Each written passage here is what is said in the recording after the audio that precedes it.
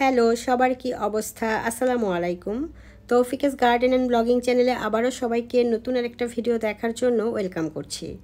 আশা করছি যে যেখান থেকে আমার আজকের এই ভিডিওটা দেখছেন সবাই আল্লাহর রহমতে ভালো আছেন।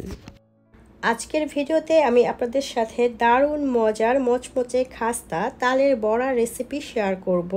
আর এই রেসিপিতে আমি এমন একটা সিক্রেট উপকরণ দেব যার ফলে দেখা যাবে এই তালের বড়াটা একদম ফুলকো ফুলকো হবে, উপর থেকে মচমচে, ভিতর থেকে অনেক নরম এবং ঠান্ডা হয়ে যাওয়ার পরও নরম থাকবে, সেই সাথে মচমচেও থাকবে। তো পুরো রেসিপিটির সাথে থাকার অনুরোধ রইল। এই যে দেখতে পাচ্ছেন, এটা হচ্ছে তালের রস। আর এই যে রসটা দেখতে পাচ্ছেন না, এটার মধ্যে একদমই তিতা ভাব নেই, বলতে পারেন তিতার ছিটা ফোঁটাও থাকবে না। আমি যে পদ্ধতিতে তালের রস বের করেছি এর মধ্যে কখনোই তিতা ভাব থাকে না। অনেকেই আছেন তাল খেতে খুব পছন্দ করেন, বাট তিতা একটা ভাব থাকে যে তার জন্য খেতে পারেন না। তো তাদেরকে বলছি, আমি কিন্তু এরই মধ্যে একটা ভিডিওতে শেয়ার করেছি কিভাবে সবচেয়ে সহজ পদ্ধতিতে তালের রস বের করা যায় আর সেই রস থেকে সম্পূর্ণ তিতা ভাবটা দূর করা যায়। তো আপনারা যদি দেখে না থাকেন, দেখতে আগ্রহী হন কেউ, তাহলে আমি সেই ভিডিওটার লিংক এই ভিডিওর ডেসক্রিপশনে লিংক দিয়ে দেব, আপনারা চাইলে দেখে নিতে পারেন। যেহেতু কয়েকদিন আগেই আমি তালের রস বের করার সহজ পদ্ধতি এবং তিতামুক্ত করার পদ্ধতি দেখিয়েছি, তাই আজকের ভিডিওতে আর সেটা দেখাইনি। তো এই রসটা আমি বের করার পরপরই জাল করে নিয়েছিলাম গুঁড়া দুধ, চিনি আর একটু লবণ দিয়ে।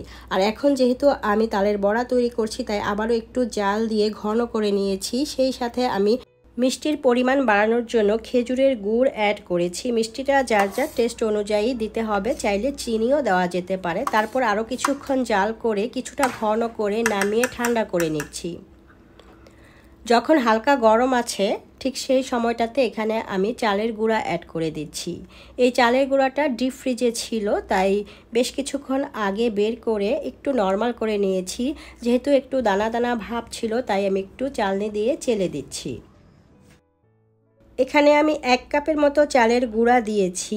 এখন যেটা দিচ্ছি সেটা হচ্ছে সুজিটাকে আমি একটু গ্রাইন্ড করে নিয়েছি, এতে করে ব্যাটারটা খুব সুন্দর স্মুথ হবে। যে পরিমাণ চালের গুঁড়া নিতে হবে তার 4 ভাগের 1 ভাগ হচ্ছে সুজি নিতে হবে। সুজি হাতের কাছে না থাকলে ময়দা কিংবা আটা দিয়ে করলেও হবে, তবে সুজি দিয়ে করলে টেস্ট ভালো আসে, মচমচে অনেকক্ষণ পর্যন্ত থাকে। সুজি দেওয়ার পর খুব ভালো করে হাতের সাহায্যে কচলিয়ে আমি এটাকে গুলিয়ে নিচ্ছি। এভাবে একটু সময় নিয়ে কচলিয়ে গুলিয়ে নিলে যে দানাগুলো থাকবে সেগুলো কিন্তু সফট হয়ে যাবে, মিহি হয়ে যাবে। তো টেক্সচারটা দেখতেই পারছেন। শুরুতেই বলেছিলাম আমি এখানে একটা সিক্রেট উপকরণ দেব, আর এটা হচ্ছে সেই সিক্রেট উপকরণ।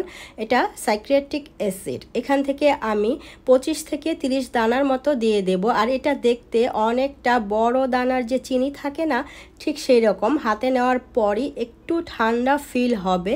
তো হাত দিয়ে একটু আমি গুলিয়ে তারপরে দিয়ে দিয়েছি।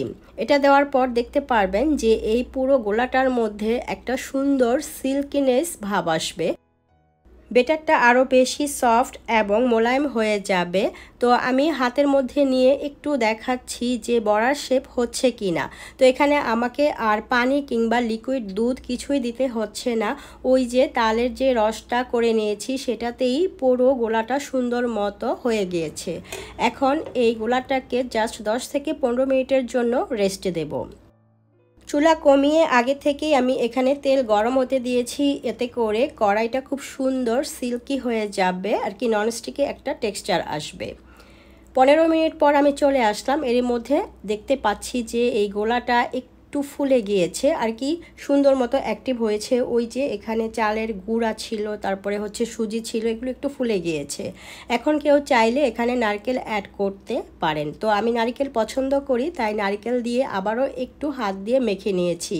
আর এই ধরনের বড়া বানাইলে কিন্তু হাত দিয়েই করতে হয় বড়ার শেপটা আনার জন্য। তো এখন আমি একটা একটা করে এই কড়াইয়ের গরম তেলের মধ্যে বড়াগুলো ছেড়ে দিচ্ছি। একটা ব্যাপার হচ্ছে যখন দেখা যায় পিঠা বানাইতে গেলে পিঠাগুলো যদি সুন্দর হয় আর কি মনপ্রত হয় তাহলে পিঠা বানাতে অনেক ভালো লাগে। কেবল মনে হয় যে আরেকটু বানাই এরকম হয় আর কি আমার মনের ব্যাপারটা। তো আপনাদের কারো এরকম হয় কি না কমেন্টে জানাতে পারেন। তো দেখতে পাচ্ছেন আমি একে একে অনেকগুলো বড়া ছেড়ে দিয়েছি। আর যেহেতু অনেকক্ষণ আগে আমি কড়াইতে তেল দিয়েছি তাই বড়াগুলো আর নিচে লেগে যায়নি, ফুলে ফুলে উপরের দিকেই উঠে গিয়েছে। গরম তেলে বড়াগুলোকে ছাড়ার জাস্ট 5 মিনিটের মধ্যেই দেখা যাবে তেলের উপর ভেসে উঠছে এবং কালার পরিবর্তন হচ্ছে। এই সময় চুলার আঁচ মিডিয়াম থাকবে, খুব বেশি আঁচ থাকলে দেখা যাবে যে বড়াগুলো উপরে কালার চলে আসছে বাট ভিতরটা কাঁচা রয়েছে। আর ওই যে উপকরণটা দিয়েছি সাইট্রিক অ্যাসিড, এটা আমি কিন্তু একটা সুপার শপ থেকে কিনেছি 60 টাকা দিয়ে। শুরুতে বলতে আমি ভুলে গিয়েছিলাম তাই এখানে বলে দিলাম। তো এর মধ্যে বড়াগুলো হয়ে গিয়েছে, আমি নামিয়ে নিচ্ছি। আমি প্রথম ব্যাচে তালের বড়াগুলোকে একটু হালকা রেখেছি, পরবর্তীতে যে ব্যাচগুলো করেছি সেখানে আমি তালের বড়াগুলোকে আরেকটু কালার এনেছি। আমার কাছে তালের বড়া কিংবা তেলের পিঠা সবসময় একটু বেশি কালার হলে ভালো লাগে আর কি, মচমচে টাইপের পিঠা হলে ভালো লাগে। তো যাই হোক আমার সবগুলো তালের পিঠা ভাজা হয়ে যাচ্ছে।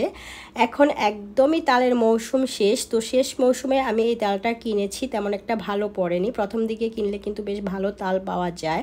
তারপরও এখনও বাজারে তাল আছে, যারা এরকম তালের বড়া খেতে চান চাইলে আজকেই বাজার থেকে তাল এনে এরকম মচমচে মজাদার তালের বড়া বানিয়ে খেতে পারেন। আমি যে ছোট্ট একটা টিপস দিয়েছি না, এই টিপসটা ফলো করলেই দেখতে পারবেন কত সুন্দর তালের বড়া মচমচে হয়েছে এবং তুলতুলে নরম হয়েছে। রেসিপিটি কেমন ছিল অবশ্যই কমেন্ট করে জানাবেন। ভালো লাগলে একটি লাইক দিবেন। নতুন বন্ধুরা আমার আজকের এই রেসিপি ভালো লাগলে সাবস্ক্রাইব করে পাশে থাকবেন। অলরেডি যারা সাবস্ক্রাইব করে দিয়েছেন তাদেরকে অসংখ্য ধন্যবাদ। তালের বড়াগুলোকে ভাঙার পর দেখতেই পাচ্ছেন ভিতরটা কত সুন্দর সফট নরম আর উপরে মচমচে খাস্তা। তো আমার আজকের এই তালের রেসিপি কেমন ছিল কমেন্ট করে জানাবেন। আজকে এখানে বিদায় নিয়ে নিচ্ছি। আপনারা সবাই অনেক ভালো থাকবেন, সুস্থ থাকবেন। আল্লাহ হাফেজ, আসসালামু আলাইকুম।